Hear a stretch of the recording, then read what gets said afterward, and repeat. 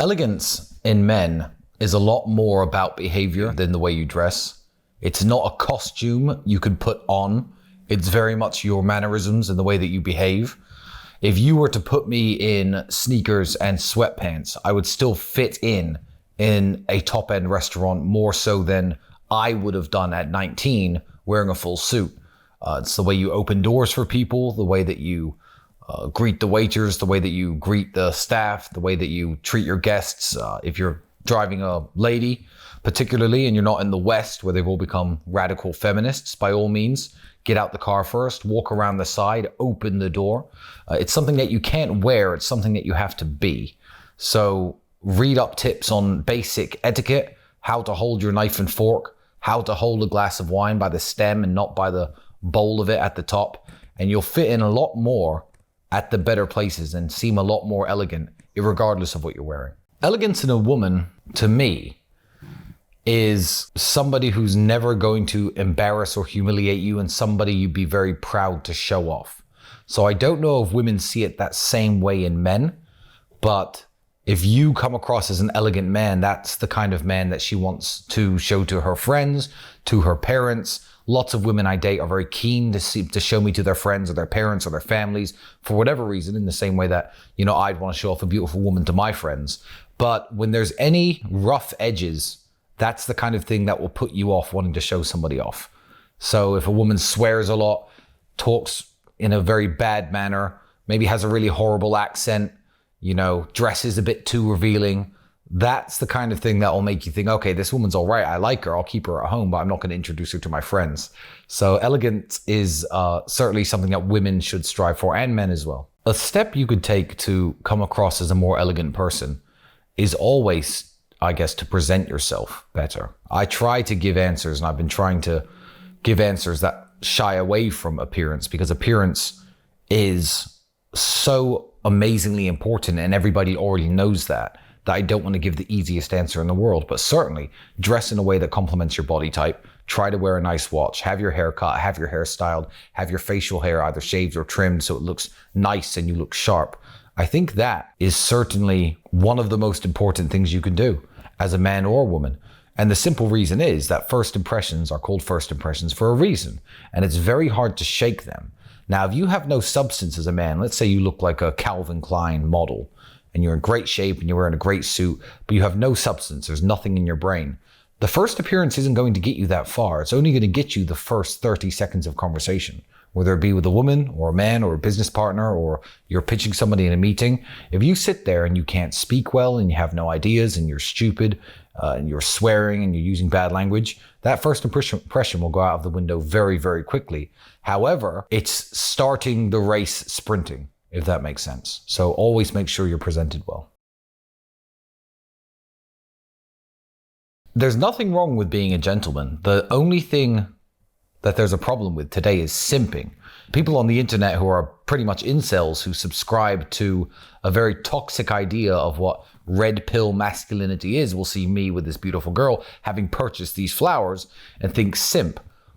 For all the young men out there who get very confused by the terms used on the internet, I would say simping is one thing and one thing only. Simping is an unfair exchange of value. That's what simping is.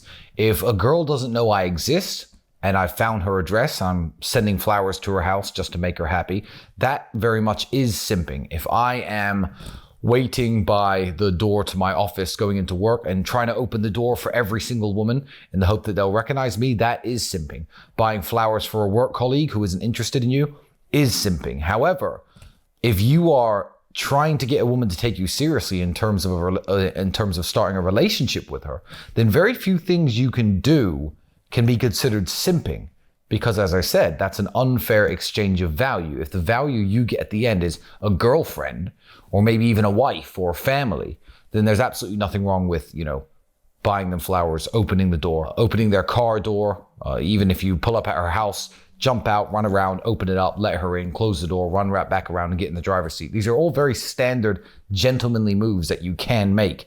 It's when you're making them for women who will never have a serious interest in you, that's when it becomes simping. It depends on the setting that you're talking about. If you're setting yourself amongst high value men and you want to seem more gentlemanly, then certainly cutting out foul language in the way you speak is the way. The one trick, I say trick, I guess the one trait and the one behavior I like is if somebody is getting up or leaving a table, to stand up yourself. And also when anyone wants to greet you or to shake your hand, whether it be male or female, never do it sitting down. If a man comes over to me and is about to walk over and sit at my table, I'll never shake his hand sitting down. I'll never say hi to a woman and give her a half hug sitting down. You always stand up, look the man in the eyes and shake his hand, or you stand up, look at the woman in the eyes, give her a kiss on both cheeks. Sometimes it's 3, sometimes it's 1, depending on what country you're from, but never ever greet people from your seat. That is a number 1 red flag. And also it's one of the most important because it's usually people's first impression of you. The first step to giving a proper handshake is not being a weakling. Because if you're weak and skinny and scrawny and you try to give this really hard handshake, it may be a firm handshake, but I also know you're trying too hard. Whereas if you've got big forearms and big hands and big shoulders and you've been training and you look like a strong guy, I expect your handshake to be firm. The number 1 thing when people say firm handshake is people who don't know how to meet and greet men. They think that you have to squeeze the hand. You don't have to squeeze the hand at all. Less than half a centimeter of actual movement, but your hand should be rigid and unmovable. You can't have a malleable hand in someone's hand where, if they squeeze it slightly, your fingers are going to bend. So nice firm hand, you grab and you squeeze just half a centimeter. That's it. No crushing, no trying to show you're stronger than anyone else. It's just the fact that your hand moves and doesn't give anything back. That makes a firm handshake. If you start squeezing people's hands, they're going to think you're a dick. There's no correct answer for which accent is acceptable and which one isn't. However, some accents are better than others, which is a shame because you can't really control your accent. However, regardless of what your accent's like and what your speaking voice is like, you can always tell the intelligence behind somebody's accent, depending on the language they use, the vocabulary they use, the vernacular they use, the way they pause, the way that they take their time when putting thoughts together, the way they intonate their words. So I know very smart people who are Chinese, Nigerian, Indian, who do speak with their heavy accent. However, you know that there's a brain behind that accent. So if you're lucky enough to be born with a British or maybe an American accent and you're not using your voice to your full potential, it's one of those instances where you'll always get outpaced by somebody who's more obsessed than if you're born with natural talent. So if you're born with a BBC British accent, which I don't quite have, but I guess that would be the top rank of accents in the world, in my opinion. If there's an Indian guy who can sell more than you and do more business than you and close more deals than you, despite the fact that his accent is a disadvantage, that's just because he works harder than you. So make sure that you do work on your vocabulary. Download stupid apps, word of the day. Read 20 new words a day and read what they mean, learn their definitions, try to include them into your everyday vocabulary. Yeah, you're really doing yourself a huge disservice if you don't try to maximize your speaking voice. The best way to cultivate your voice besides expanding your vocabulary, to me, would be reading out loud. Take a book that you like, or a book that isn't something very simple, no children's books, obviously, and read them out loud. It's an exercise that everyone used to have us doing in school. We probably don't understand why our teachers used to make us do this. However, the way that stories are written and the way that people speak in books and the way that sentences are put together, you can tell how it's supposed to be read. You can tell you're not supposed to just zoom through all the words like you do in your head when you're mentally reading it. So literally read it out loud. You can imagine how these characters are speaking to each other. You can imagine how they're trying to convey themselves, whether it be a sad moment of the book, an action-packed part of the book, somber, happy, it doesn't matter. You know what the characters are feeling at the time. So read out loud. And then when you find yourself speaking with your friends, if you find yourself talking really fast, you're umming and ahhing and you can't get your words together like this, then slow the fuck down. Slow down, think of what you want to say before you say it, and try to convey it in a very articulate, compendious way. There is a trick that I could tell young men that will help them close business deals, help them get girlfriends, help them make friends, help them get into the circles that they want to get into. And it's a stat, I guess, of yourself that you can expand throughout your entire life, and you should never stop expanding it. And that would be general knowledge. General knowledge is super important because I remember I was sitting with one of the sheikhs in Dubai, and there was no alcohol at this house, of course, it was a dinner event, and they start passing around this wood that you burn, and you smell the scent coming off the wood. And I knew exactly how it was made and how it was cultivated. If you don't find it in the wild, which is very hard nowadays because it's all extinct, you have to drill certain holes into these trees and infect the trees with a certain type of mold and wait for the wood to go petrified. And I was explaining this process to him, which he already knew, but he was super impressed that I understood this part of Arabic culture and what this product was exactly. And general knowledge will always impress people. I can sit down with most people and have a conversation about most topics. Regardless of what it is, there's something that I will know about it.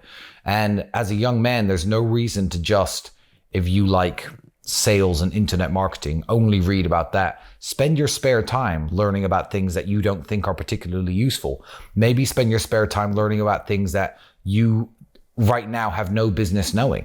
Yachts, the different brands and makes of private jet. Learn all of this. Because when you start to sit with important people, you can at least have an idea what they're talking about and interject in the conversation, perhaps with something they don't know.